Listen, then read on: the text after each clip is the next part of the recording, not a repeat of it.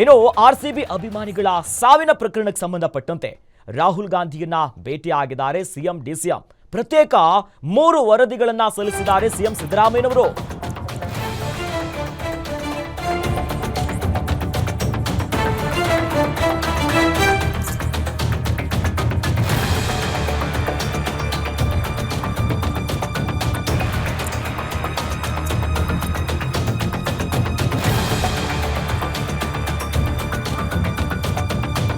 RCB ವಿಜಯೋತ್ಸವ ಕಾರ್ಯಕ್ರಮಕ್ಕೆ ಸಂಬಂಧಪಟ್ಟಂತೆ ವಿಧಾನಸೌಧ ಮತ್ತು ಚಿನ್ನಸ್ವಾಮಿ ಸ್ಟೇಡಿಯಂನಲ್ಲಿ ನಡೆದಂತಹ ಕಾರ್ಯಕ್ರಮ ವಿಚಾರವಾಗಿ ಅಧಿಕಾರಿಗಳ ನಿರ್ಲಕ್ಷ್ಯದ ಬಗ್ಗೆ ವರದಿಯನ್ನ ಸಲ್ಲಿಸಿದ್ದಾರೆ ಸಿಎಂ ಸಿದ್ದರಾಮಯ್ಯ.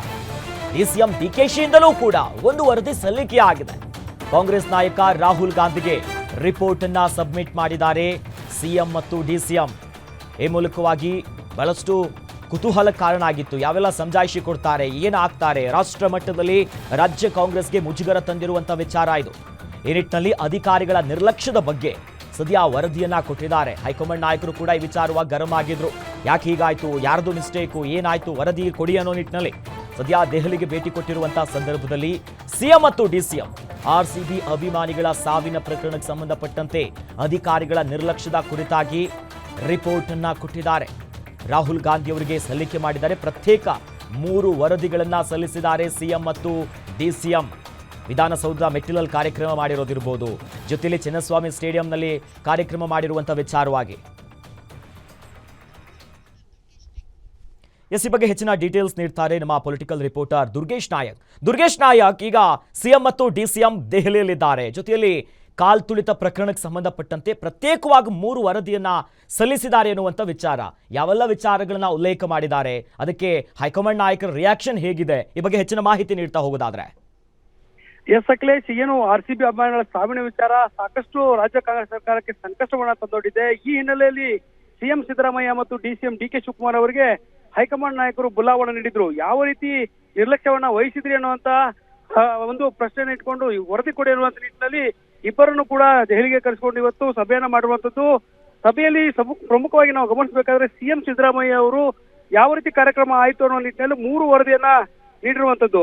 ರಾಹುಲ್ ಗಾಂಧಿ ಅವರನ್ನ ಬೆಳಿಗ್ಗೆ 11 ಗಂಟೆಗೆ ಭೇಟಿಯಾಗಿದ ನಂತರ ಅವರಿಗೆ ಒಂದು 3 ವರದಿಗಳನ್ನ ನೀಡಿರುವಂತದ್ದು. ವಿಧಾನಸೌಧದಲ್ಲಿ ಯಾವ ರೀತಿ ಕಾರ್ಯಕ್ರಮ ಆಯಿತು, ವಿಧಾನಸೌಧದಲ್ಲಿ ಕಾರ್ಯಕ್ರಮದಲ್ಲಿ ಯಾರೆಲ್ಲ ಭಾಗಿಯಾಗಿದ್ರು, ಅದ್ರ ಜೊತೆಗೆ ಯಾವ ರೀತಿ ಕಾರ್ಯಕ್ರಮವನ್ನ ಆಯೋಜಿಸಲಾಗಿತ್ತು ಅನ್ನುವ ನಿಟ್ಟಿನಲ್ಲಿ ಆರ್ಸಿಬಿ ಆಟಗಾರರಿಗೆ ಯಾವ ರೀತಿ ಸನ್ಮಾನ ಮಾಡಿರೋದು ಒಂದು ಕಡೆ ಒಂದು ವರದಿಯನ್ನು ನೀಡಿರೋದಾದ್ರೆ, ಚಿನ್ನಸ್ವಾಮಿ ಕ್ರೀಡಾಂಗಣದಲ್ಲಿ ಯಾವ ರೀತಿ ಕಾರ್ಯಕ್ರಮವನ್ನು ಆಯೋಜನೆ ಮಾಡಲಾಗಿತ್ತು, ಕಾರ್ಯಕ್ರಮದ ಉಸ್ತುವಾರಿ ಯಾರಿದ್ರು, ಅದ್ರ ಜೊತೆಗೆ ಕಾರ್ಯಕ್ರಮದ ಕಾರ್ಯಕ್ರಮಕ್ಕೆ ಆಟಗಾರನ ಯಾವ ರೀತಿ ಕರ್ಕೊಂಡು ಹೋಗಲಾಯಿತು, ಈ ಎಲ್ಲ ಅಂಶಗಳನ್ನ ಇಟ್ಕೊಂಡು 2 ವರದಿಗಳನ್ನ ಕೊಟ್ಟಿದ್ರೆ. ಇನ್ನೊಂದು ವರದಿ, ಈ ಒಂದು ಕಾಲ್ತುಳಿತದಲ್ಲಿ 11 ಜನ ಸಾವಾಗಿದೆ, ಆರ್ಸಿಬಿಯ ಅಮಾಯಕ ಜನರ ಸಾವಾಗಿರೋದ್ರಿಂದ ಆ ಒಂದು ನಿರ್ಲಕ್ಷ್ಯಕ್ಕೆ ಸಂಬಂಧಪಟ್ಟಂತೆ ಯಾವೆಲ್ಲ ಅಧಿಕಾರಿಗಳ ಮೇಲೆ ಕ್ರಮವನ್ನ ಕೈಗೊಂಡಿದ್ದಾರೆ ಅನ್ನುವ ನಿಟ್ಟಿನಲ್ಲೂ ಕೂಡ ಒಂದು ವರದಿಯನ್ನ ನೀಡಿರುವಂತದ್ದು.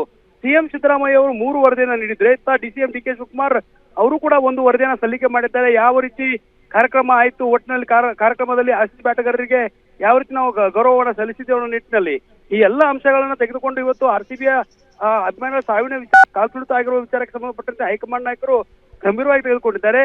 ಸಿಎಂ ಮತ್ತು ಡಿಸಿಎಂ ಇಂದ ವರದಿಪಡಿಸಿಕೊಂಡಿದ್ದಾರೆ. ಆದ್ರೆ ಈಗಷ್ಟೇ ಏನು ಕೆ ಸಿ ವೇಣುಗೋಪಾಲ್ ಅವರು ಕೂಡ ಸುದ್ದಿಗೋಷ್ಠಿಯಲ್ಲಿ ಹೇಳಿರುವಂತದ್ದು, ನಾವು ಪ್ರತಿಯೊಂದು ಜೀವದ ಬಗ್ಗೆ ಕಾಳಜಿಯನ್ನ ಹೊಂದಿದ್ದೇವೆ, ಪಕ್ಷವೂ ಕೂಡ ಕಾಳಜಿಯನ್ನ ಹೊಂದಿದೆ. ಆದ್ರೆ ಆರ್ಸಿಬಿ ಅಭಿಮಾನಿಗಳ ಒಂದು ಸಾವಿನ ವಿಚಾರಕ್ಕೆ ಸಂಬಂಧಪಟ್ಟಂತೆ ಈಗಾಗಲೇ ತನಿಖೆ ಆರಂಭವಾಗಿದೆ, ಜುಡಿಷಿಯರಿ ತನಿಖೆ ಆರಂಭವಾಗಿದೆ. ಅದರ ಜೊತೆಗೆ ಈಗಾಗಲೇ ಕೋರ್ಟ್ ಅಲ್ಲೂ ಕೂಡ ಈ ವಿಚಾರ ಇರೋದ್ರಿಂದ ಸತ್ಯ ಹೊರಗೆ ಬರಲಿ, ತನಿಖೆಯಿಂದ ಸತ್ಯ ಹೊರಗೆ ಬರುತ್ತೆ, ಬಂದ ನಂತರ ಇನ್ನಷ್ಟು ಅಧಿಕಾರಿಗಳ ಮೇಲೆ ಕ್ರಮವನ್ನ ಕೈಗೊಳ್ಳುತ್ತೇವೆ, ನಾವು ಈ ಒಂದು ಆರ್ಸಿಬಿ ಅಭಿಮಾನಿಗಳ ಪರವಾಗಿದ್ದೇವೆ ಅನ್ನುವಂತ ಮಾತನ್ನ ಕೂಡ ಹೇಳುವಂತದ್ದು. ಅಖಿಲೇಶ್, ಎಸ್, ಧನ್ಯವಾದಗಳು ದುರ್ಗೇಶ್ ನಾಯಕ್ ತಮ್ಮೆಲ್ಲ ಮಾಹಿತಿಗೆ.